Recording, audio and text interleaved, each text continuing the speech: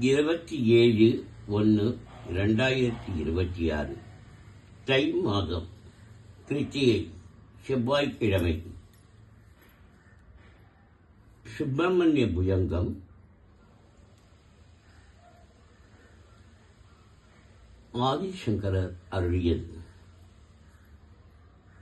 திருச்செந்தூர் முருகன் சந்நிதியில் ஆதிசங்கரர் அருளிய சுப்பிரமணிய புஜங்கம்.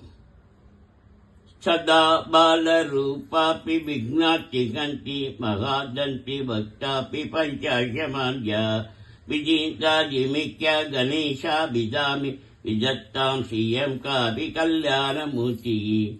न जानामि शब्दं न जानामि चाट्टं न जानामि भद्यं न जानामि गद्यं. शिजेकाशदाश विधिष्ठो तदे मे मुगानि चरन्ते गिरश्चापि चित्तं.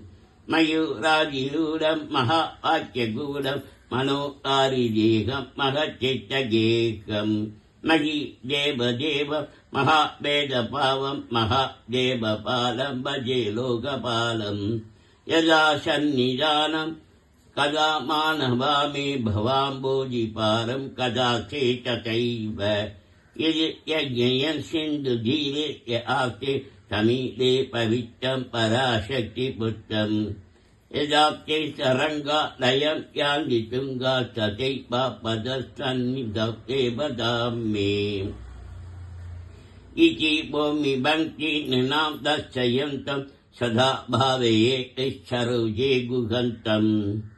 चिरौ मन्निवासे नरा एति रूढा तथा पर्वते राजदेचेति रूढाः. ब्रह्मघन्न सदारूढ सदेवो मुदे मे सदा षण्मुखोऽस्तु. महाबोधितीरे महापापचोरे मुनीन्द्रानुकूलेषु गन्धाख्यशैले. गुहायां वसन्तं शभाषा लसन्तं जनान्यं तरन्तं शयामो गुहन्तम्. लसत्पर्णमेघे विनाकामदोषे सुमस्तोमसञ्जन्नमाणिक्यमञ्जे. समुद्यत्तहस्तात्कतुल्यप्रकाश सदा पार्यये कार्तिकेयं सुरेशम्. तनत्तं सहे मञ्जुले अत्यशोने मनोहारि लावण्यपीयूषपूर्णे.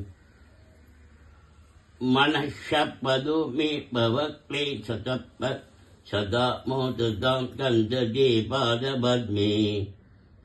शर्णापतिभ्यां शार्पा समानां घनकिङ्कणी मेखलाशोभमानाम्. लसत्ने पल्लवे विद्येतमानां हरिं भावये स्कन्ददे दीप्यमानाम्. पुलिन्दे सकन्त्यो नाभो कटुङ्गश्चना लिङ्गनाशत्काश्मीररागम्. नमस्याम्यहं तारकारी दभोरि स्ववक्तबाणे शब्दताशानुरागम्.